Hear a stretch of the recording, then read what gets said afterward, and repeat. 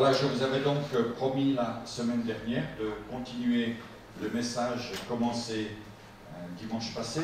J'aimerais donc faire un rapide résumé de ce message en nous rappelant quelques points principaux afin que ceux qui n'auraient pas été là dimanche passé puissent prendre le train en route.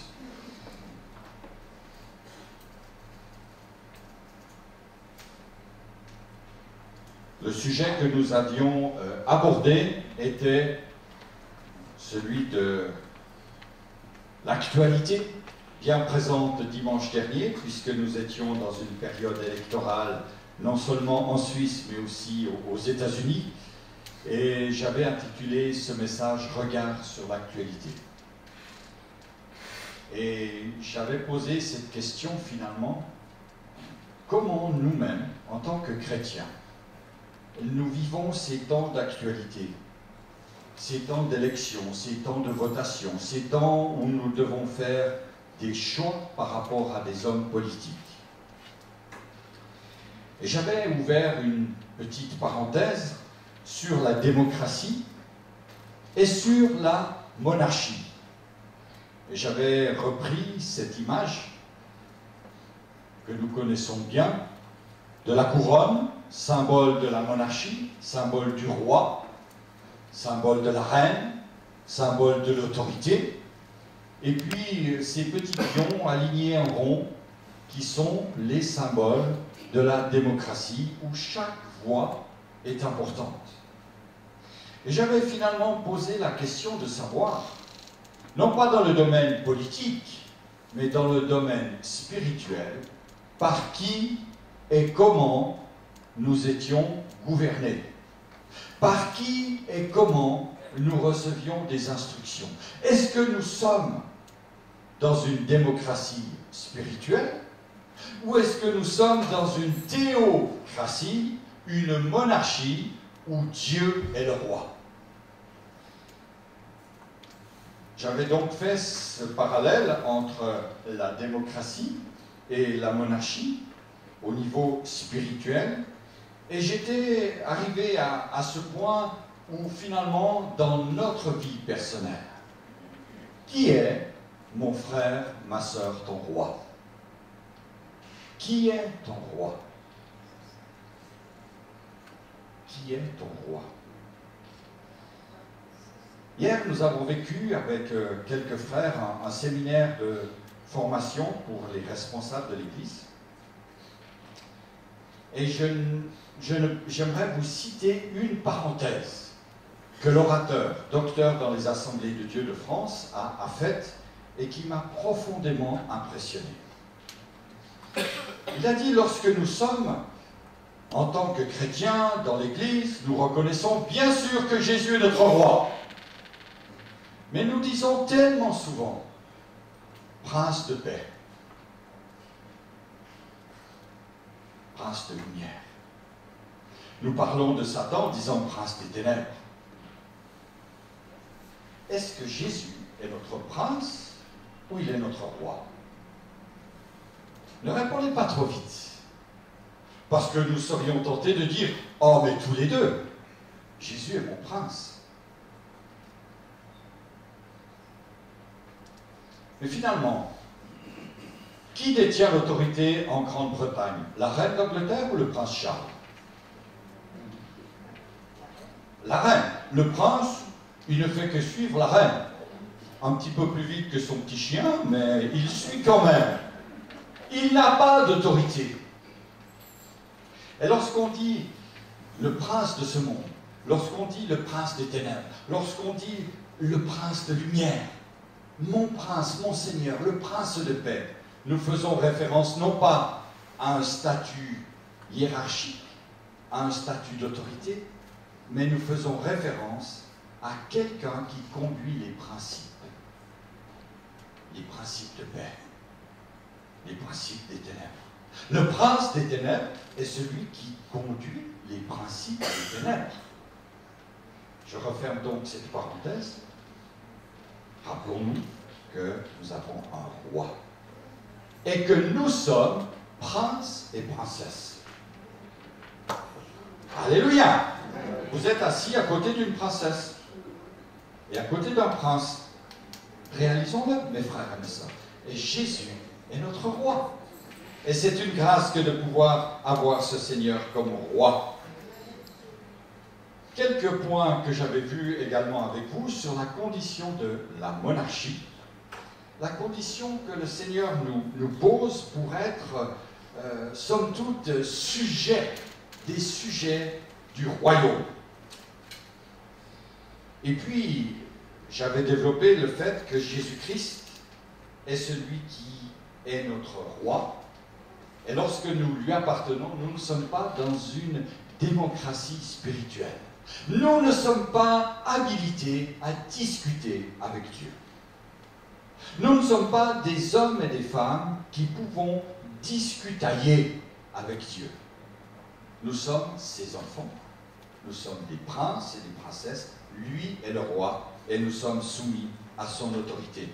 La Bible dit dans Philippiens 2, verset 12, « Faites toutes choses sans murmure, sans hésitation. » Et combien de fois nous faisons les choses avec murmure? Nous prenons le royaume de Dieu pour une démocratie. Et ce n'est vraiment pas juste. J'avais évoqué également deux manières de vivre qui peuvent nous éloigner de cette monarchie. La première, c'était le fait de vouloir les privilèges, mais de refuser de payer le prix. Je veux être chrétien, je veux être fils et fille du roi des rois, mais je refuse de payer le prix.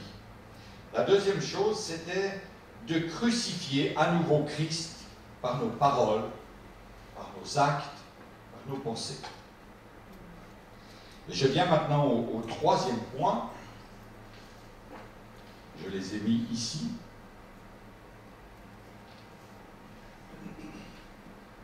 Préférez vivre en dehors du royaume de Christ, du royaume de Dieu.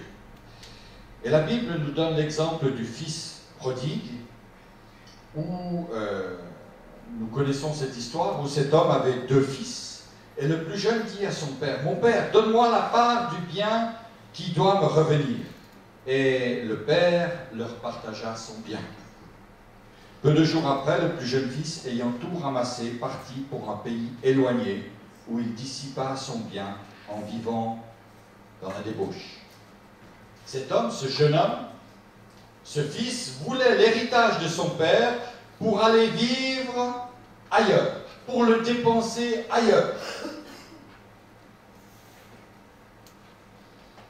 Le Seigneur nous donne un héritage. Il nous donne une assurance de la vie éternelle, si nous l'acceptons. Et la récompense, il nous la donnera quand nous serons dans les cieux célestes avec lui. Mais pour le moment, eh bien, cet héritage, Dieu nous demande de le vivre déjà par la foi ici-bas. Si je veux cet héritage, je ne peux pas vivre dans un autre royaume. Je prends un exemple tout à fait basique. Excusez-moi, je ne veux pas faire de la publicité. Mais j'aimerais prendre un exemple pour bien vous faire comprendre cela. Si je vais à la Migros et je fais mes courses, comment ça s'appelle la petite carte là, j'ai en blanc? La carte Cumulus, voilà.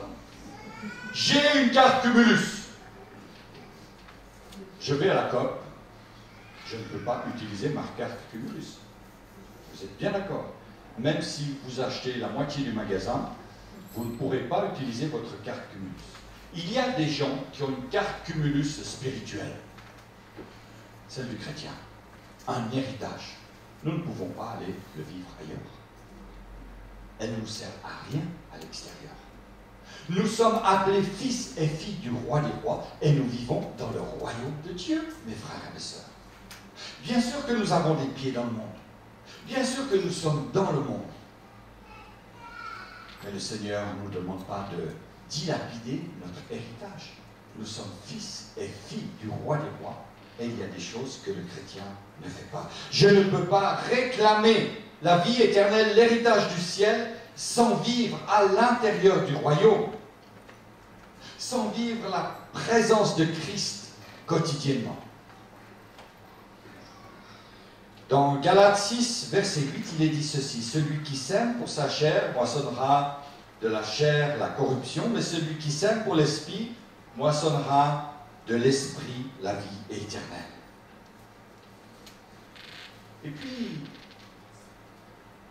Jésus va même aller beaucoup plus loin, en disant dans Matthieu 7, ceux qui me disent Seigneur, Seigneur n'entreront pas tous dans le royaume des cieux, mais celui-là seul qui fait la volonté de mon Père qui est dans les cieux.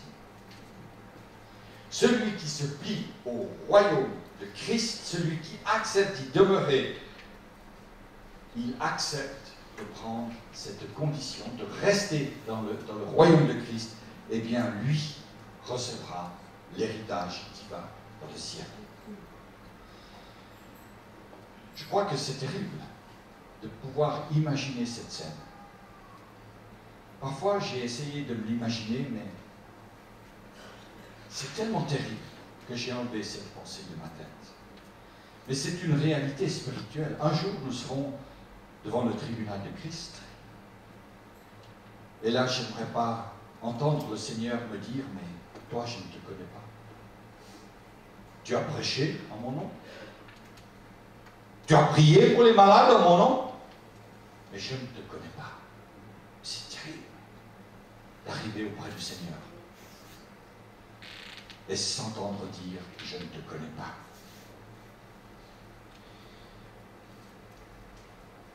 Pénétrer dans le royaume de Dieu, mais avoir le cœur ailleurs. Dans la Bible, nous découvrons une femme qui a regardé en arrière. La femme de Lot. Elle regarda en arrière. Elle regarda ce qu'elle avait laissé. Et la Bible nous dit qu'elle est devenue une statue de sel. Alors bon, je sais qu'il y a des petits malins en Israël qui, au bord de la mer Morte, vont essayer de trouver la statue de sel de la femme de Lot. Alors, ils cherchent Loti. Ils cherchent Loti partout. Ils ne la trouveront pas. Néanmoins, ce texte doit nous parler. Nous devons nous rappeler que Dieu a transformé cette femme en une statue de sel. Pourquoi? Parce que simplement, elle a regardé là où elle avait l'interdiction de regarder. Ce n'est pas le fait qu'elle ait regardé en arrière, mais c'est le fait qu'elle avait l'interdiction de regarder en arrière. Parfois, il est bon, frères et sœurs, de regarder en arrière et de se dire, oui, waouh, avec le Seigneur, j'ai pu faire tant et tant de kilomètres, j'ai pu faire ce chemin et ce chemin. Mais regarder en arrière lorsque le Seigneur nous interdit de regarder en arrière, c'est un péché. Lorsqu'il y a des choses que le Seigneur a mis sur mon cœur, des choses dont le Seigneur m'a délivré, je ne suis pas autorisé à y retourner, à regarder en arrière. Je suis dans une dynamique de vie. Et c'est cela que le Seigneur aimerait nous dire ce matin. Ceux qui pénètrent dans le royaume, mais dont le cœur est pris par ce qui reste en arrière, se privent de ce titre de royauté.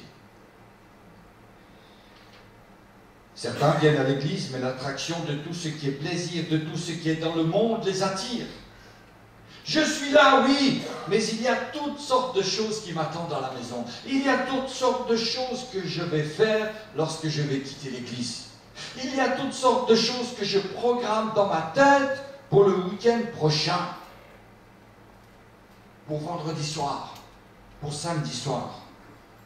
Je suis pris par les plaisirs de la vie que je n'arrive pas à couper.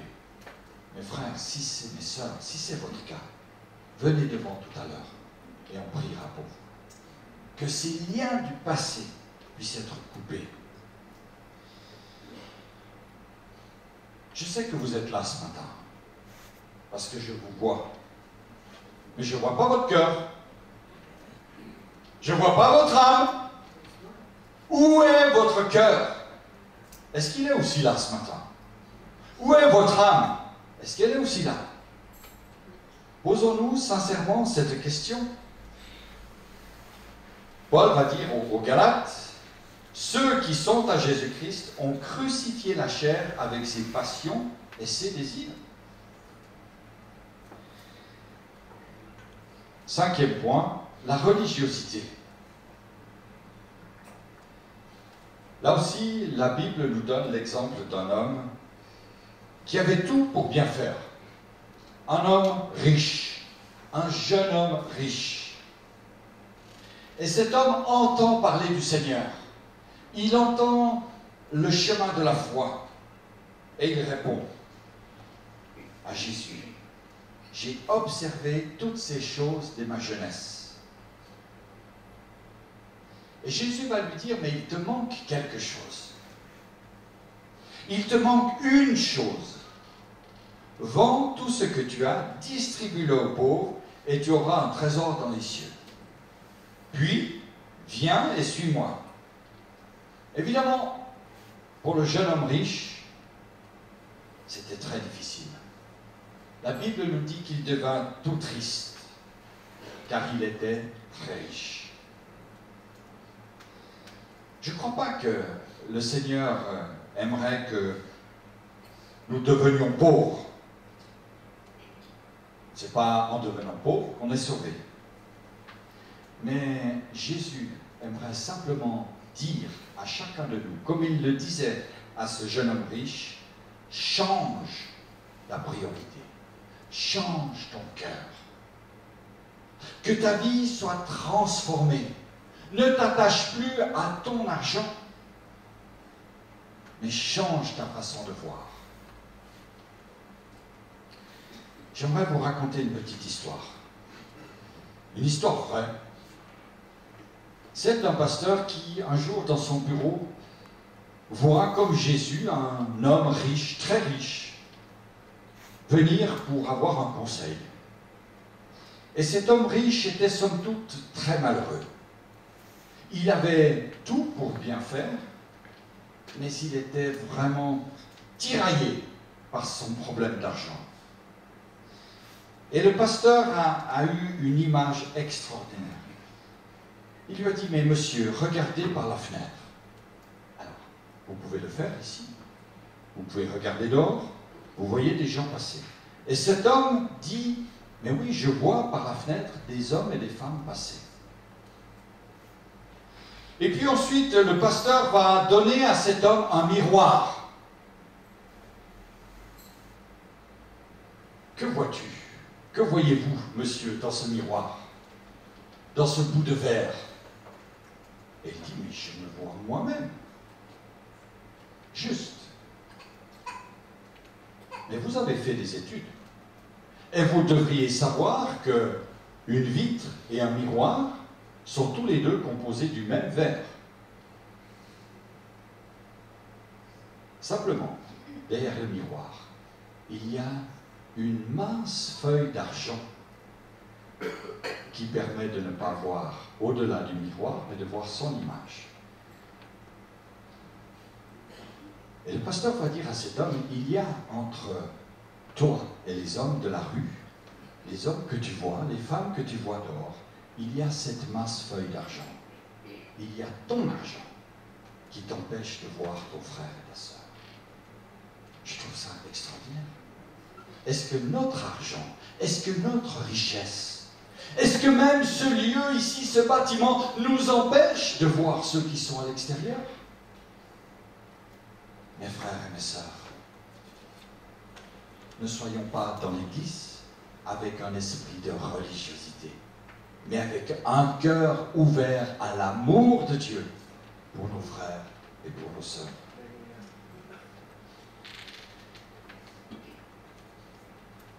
Il y a des hommes et des femmes qui sont pleins d'amertume et de haine,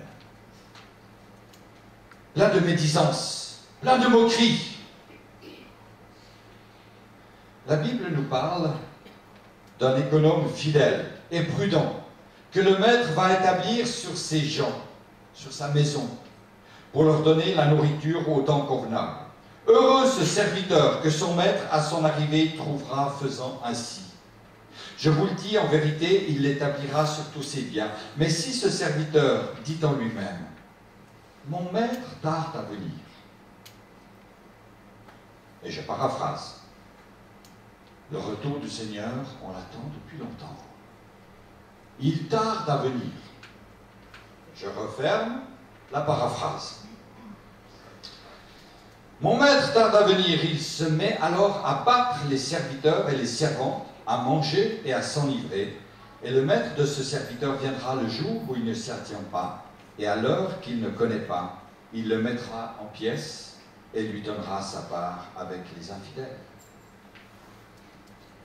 Cet homme à qui le maître lui a confié une grande tâche commence à mépriser les autres serviteurs, à leur faire du mal avec sa langue, à s'enivrer, à faire toutes ces choses qui ne sont pas à la gloire de Dieu, à la gloire du Maître. J'aimerais dire ce matin que la vie chrétienne n'est pas de la rigolade. On est heureux d'être avec le Seigneur, alléluia! Mais nous ne sommes pas là pour se moquer les uns des autres. Nous ne sommes pas là pour dénigrer l'église d'à côté. Nous ne sommes pas là pour dire du mal de tel ou tel pasteur, de telle et telle église, de tel et tel frère, de telle et telle sœur. Bien sûr qu'il y a des souffrances dans nos vies. Bien sûr qu'il y a des choses qui nous ont fait mal dans notre vie ecclésiale, dans notre parcours de foi. Mais je crois que nous sommes là pour manifester la grâce de Dieu. Et lorsque notre cœur est plein d'amertume, lorsque notre cœur est plein de haine, je ne suis même pas digne de participer au repas du Seigneur. Je ne suis même pas digne de partager le vin et le pain. Car Jésus a dit, aimez-vous les uns les autres. L'apôtre Paul va dire dans Colossiens 3, versets 1 à 9, si donc vous êtes ressuscités avec Christ, cherchez les choses d'en haut. Faites mourir ce qui dans vos membres est terrestre, la débauche, la pureté, les passions, les mauvais désirs, la cupidité qui est une idolâtrie. C'est à cause de ces choses que la colère de Dieu vient sur les fils de la rébellion.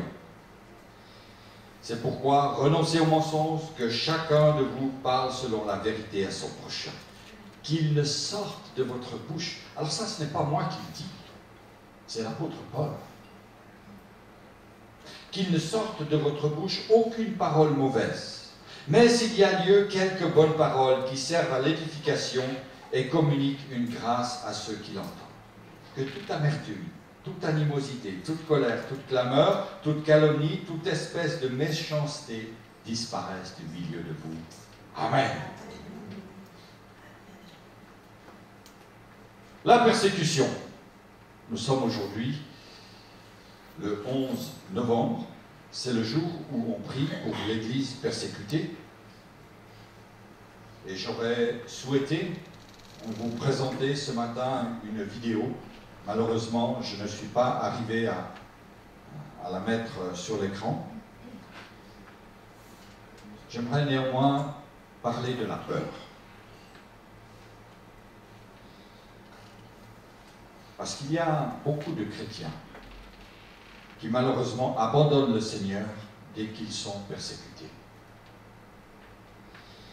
Jésus dit, je suis le pain vivant descendu du ciel. Si quelqu'un mange de ce pain, il vivra éternellement. Et puis, après avoir dit cela, plusieurs de ses disciples, cette parole est dure. Qui peut l'écouter? Et plusieurs se retirèrent. Ils n'allèrent plus avec Jésus. Ils avaient vu Jésus manifester les miracles. Ils avaient vu, entendu Jésus prêcher. Et là, ils se retirent parce qu'ils ont peur. Mes frères et mes sœurs, cela nous a été encore rappelé ce matin dans le don spirituel. Ne soyons pas dans la crainte. N'ayons aucune peur. Le Seigneur est là. Que peuvent nous faire les hommes? Et là, Jésus dit aux 12, et vous, ne voulez pas aussi vous en aller? Et Simon-Pierre lui répondit, Seigneur, à qui irions-nous? Tu as les paroles de la vie éternelle. Tu as les paroles de la vie éternelle. Ne lâchons pas, mes frères et mes sœurs. Ne baissons pas les bras. Et comme disait si bien Cathy Retzela, ne baissons les bras que pour retrousser les manches. Il y a des choses qui nous font souffrir. Il y a des choses qui sont dures. Nous avons des incompréhensions. Nous vivons dans un monde imparfait. Un monde qui nous blesse. Et nous vivrons encore de blessures plus grandes. Nous vivons dans un monde qui nous fait pleurer. Un monde d'épreuves. J'aimerais même vous dire qu'il y aura des gens qui vont nous décevoir. Dans l'Église. Peut-être même qu'un jour, je vais vous décevoir. Énormément. Mais je ne veux pas être parmi ceux qui disent « Ah, si c'est cela la vie chrétienne, j'abandonne. Je ne veux pas être chrétien. » Quand tu acceptes cette condition de la monarchie de Christ, que tu te soumets à ton Seigneur, tu accèdes, mon frère, ma soeur, à tous les privilèges. Mais si tu as peur de la persécution, si tu rejettes ton Seigneur à une difficulté ou l'autre de ta vie, tu perds les privilèges de la monarchie. J'aimerais simplement maintenant vous laisser quelques diapositives à la place de la vidéo sur ce que des frères et des sœurs sont en train de vivre sur la surface de la terre, dans des pays où nous n'avons pas la liberté de nous réunir comme nous ce matin. Le privilège d'être au chaud, dans une église, dans un bâtiment. J'aimerais que nous puissions nous souvenir de tous ceux qui, en Corée du Nord, où il n'y a aucune liberté religieuse, sont persécutés à cause de leur foi. Ils sont tués, placés dans des conditions de vie surhumaines, inhumaines. J'aimerais que nous puissions nous rappeler également de ce qui se passe en Iran. Les chrétiens sont emprisonnés à cause de leur foi. Et la plupart des églises en Iran sont clandestines. Et c'est là que la charia, comme dans d'autres pays du monde d'ailleurs, règne. Pensons à l'Arabie saoudite, où des hommes et des femmes sont fouettés. Et se convertir est punissable de la mort. Les chrétiens sont torturés. Les chrétiens sont mis dans des conditions de vie extrêmement difficiles. Rappelons-nous de la Somalie, où là on chasse les chrétiens comme du gibier. On leur court après avec des fusils et des jeeps. Ils sont tués, décapités. Rappelons-nous du Nigeria, où les chrétiens sont massacrés, les églises brûlées. Et bien sûr, les islamistes cherchent à chasser toutes les communautés chrétiennes, en commençant par le nord du pays. Il n'y a pas que le Nigeria, il y a aussi l'Inde, où il y a une persécution de la part des hindous. Et là, malheureusement, la police est complice, comme d'ailleurs dans d'autres pays du monde. La police est complice, la justice est complice. Rappelons-nous des chrétiens du Pakistan qui sont accusés d'insultes envers le prophète Mahomet ou envers le Coran, qui sont emprisonnés à de lourdes peines. Ou encore tous ces pays de l'Asie centrale, de l'Indonésie, de la Chine, de l'Égypte, de l'Érythrée, où les pasteurs, leurs épouses, leurs enfants sont mis dans des conteneurs, dans des chaleurs incroyables. Rappelons-nous, mes frères et mes sœurs, que notre responsabilité est de prier pour les chrétiens persécutés. Nous sommes aujourd'hui des privilégiés. Nous avons reçu dans notre cœur un héritage extraordinaire. Et j'aimerais que vraiment nous puissions prendre quelques instants maintenant dans la prière que 2 ou 3 voix s'élèvent pour prier pour ses frères, qui en ce moment même, en cette minute, en cette seconde, attendent le secours de Dieu, attendent la main puissante de Dieu sur leur vie. Que 2 ou 3 élèvent la voix, et je continuerai mon message dans quelques instants.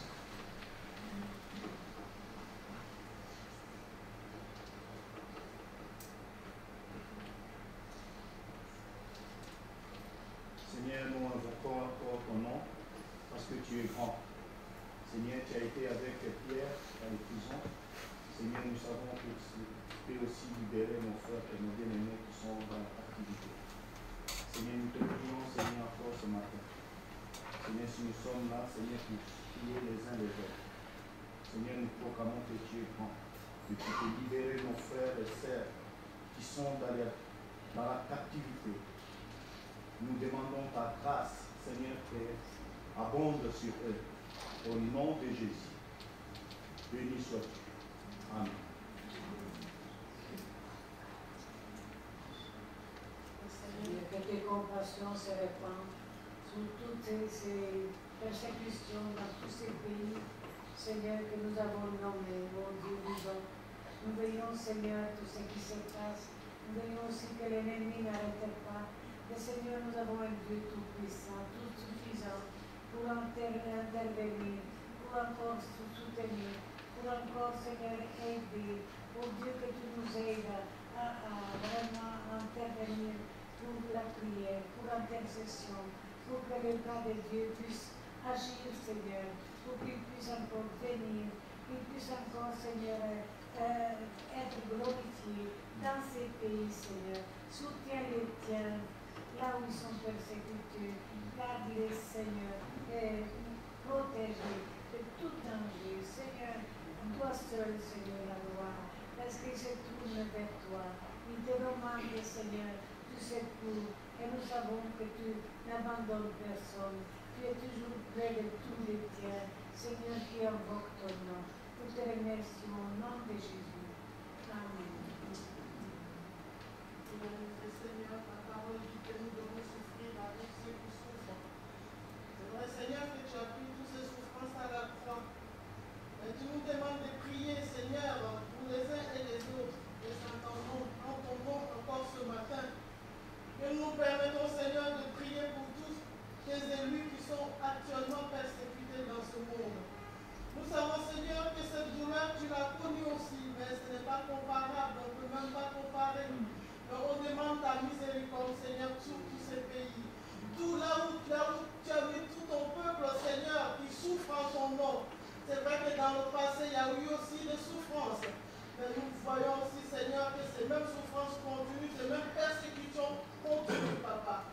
Nous voulons vraiment que tu étendes ta main souveraine sur chaque vie, sur chacun, Seigneur, sur chaque cas et dans chaque pays, Papa. Parce que nous savons que tu es ici, en même temps tu es là-bas, tu es partout.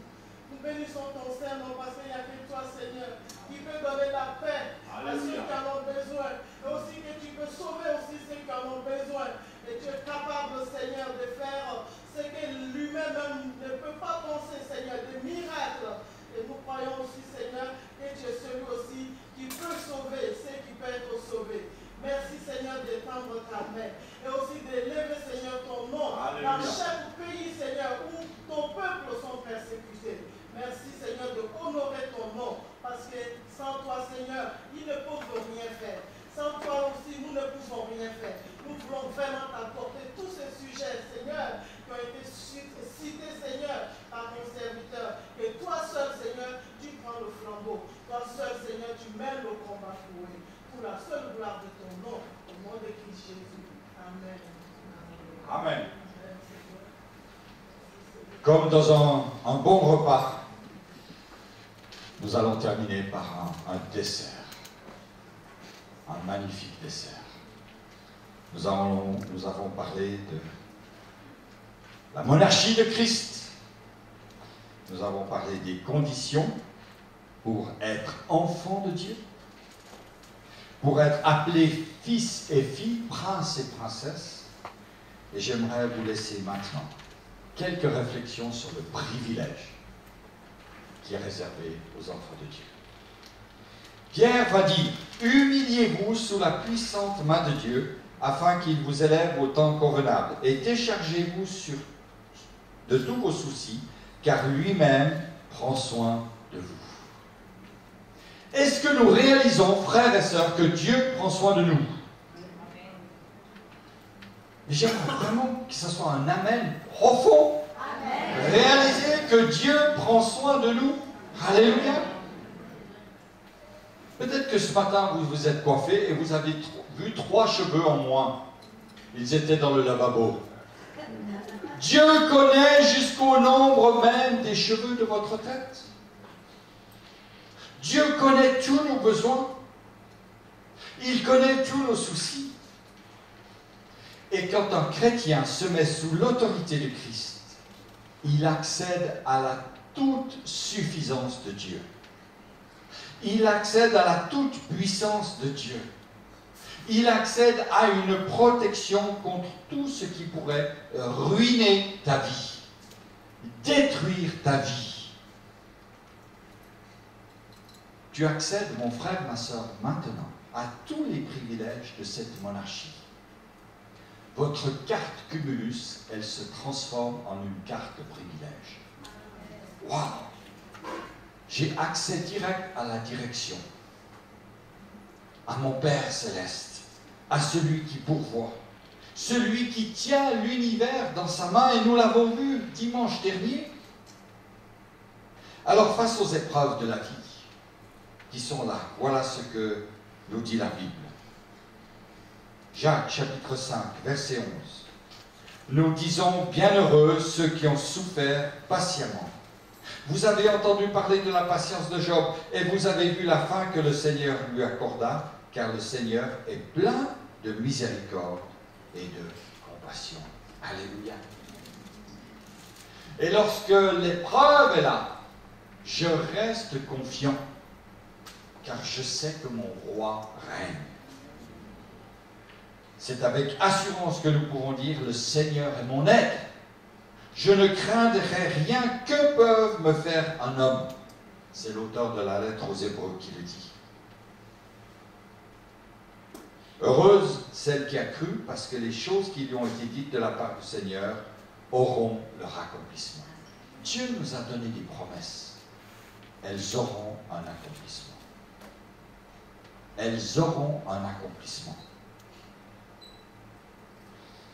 Matthieu nous parle d'un centenier qui va voir Jésus, qui lui dit, « Moi j'ai des hommes, j'ai des soldats, sous mon autorité.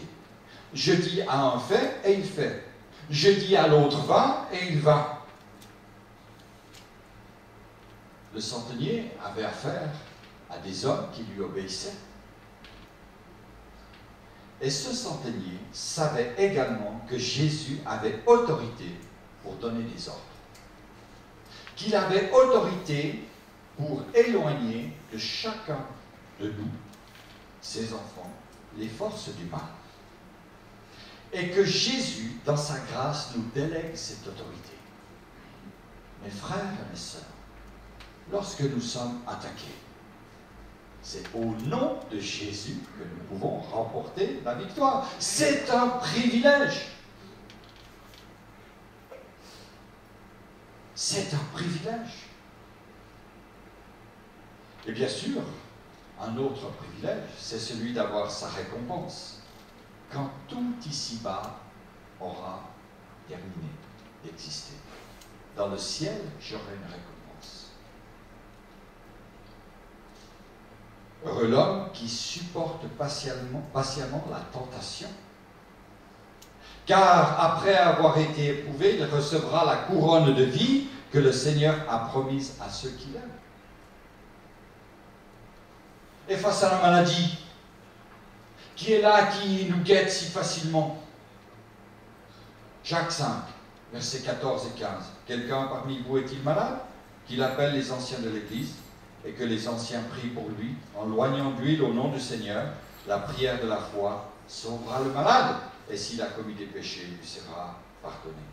Lorsque je me place sous l'autorité de Christ, il vient me rendre libre. Je peux encore être malade. Je peux encore avoir des combats. Je peux encore être préoccupé par telle et telle chose. Mais j'ai la paix dans mon cœur. J'ai cette paix qui surpasse toute intelligence.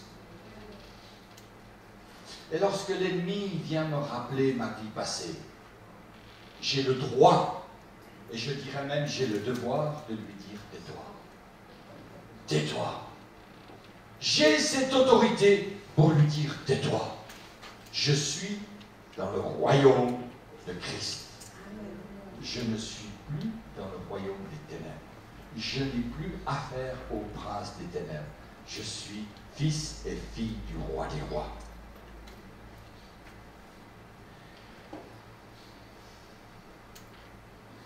J'aime ce texte du prophète Ésaïe qui va dire, et c'est le dernier que je cite aujourd'hui, « Levez vos mains et regardez en haut. Levez vos yeux et regardez. Qui a créé ces choses? Qui a fait marcher en ordre leur armée? Il les appelle toutes par son nom. Son grand pouvoir et sa force toute puissante. Il n'en est pas une qui fasse défaut. Pourquoi dis-tu Jacob? Pourquoi dis-tu Israël? Ma destinée est cachée devant l'Éternel. Mon droit passera inaperçu devant Dieu. Ne le sais-tu pas? Ne l'as-tu pas appris? C'est le Dieu d'éternité. C'est lui qui a créé les cieux et la terre. Il donne de la force à celui qui est fatigué. Ah, mais personne n'est fatigué. Ah oui, une personne. Il donne de la force à celui qui est fatigué. Il augmente la vigueur de celui qui tombe en défaillance. Amen. Et j'ajoute, il brise les chaînes de celui qui est dans les chaînes. Il délivre celui qui est dans les prisons de ce monde. Il libère celui qui a besoin d'être libéré. Et en fait, Ésaïe va dire, mais pourquoi crains-tu? Pourquoi penses-tu, Israël, pourquoi penses-tu, Jacob, que ta destinée est cachée aux yeux de Dieu?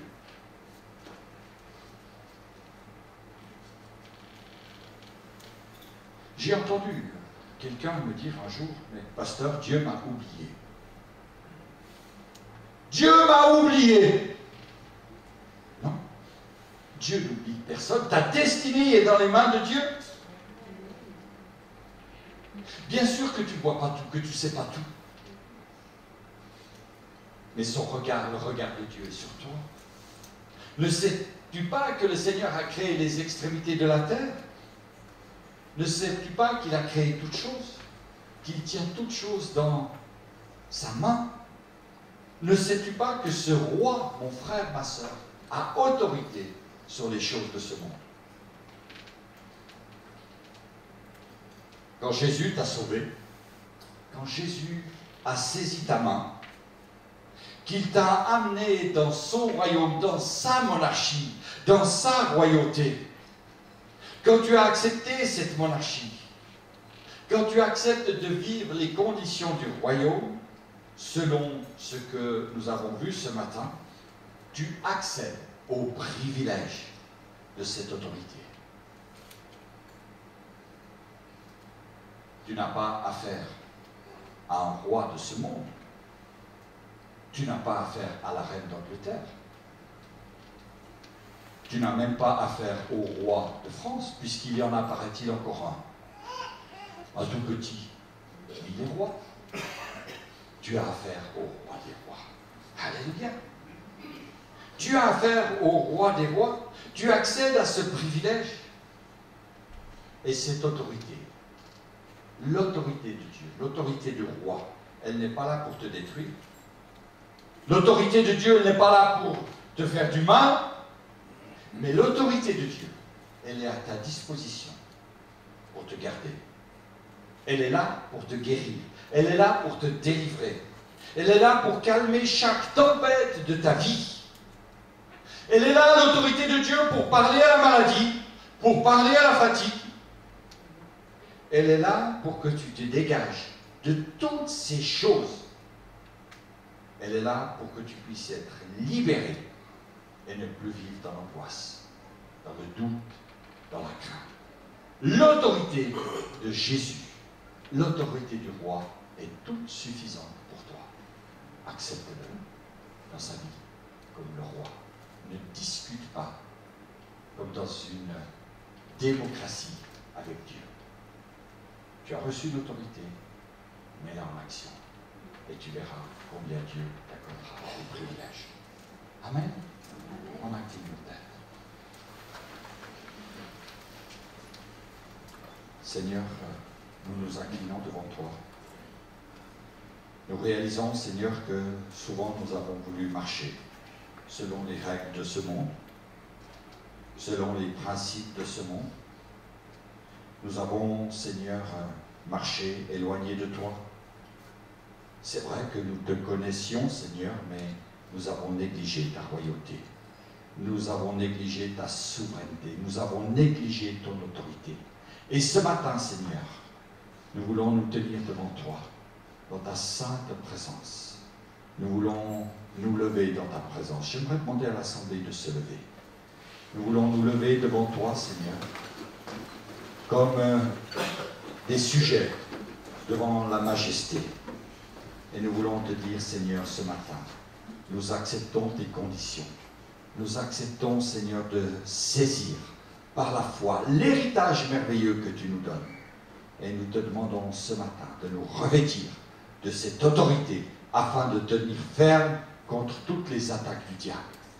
Seigneur, je te demande d'étendre ta main de bénédiction sur tous mes frères, sur tous mes sœurs, sur les familles que nous représentons ici, sur nos maris, sur les femmes, sur les époux, les épouses, les enfants qui ne sont peut-être pas là, ceux qui t'ont peut-être rejeté. Seigneur, fais grâce.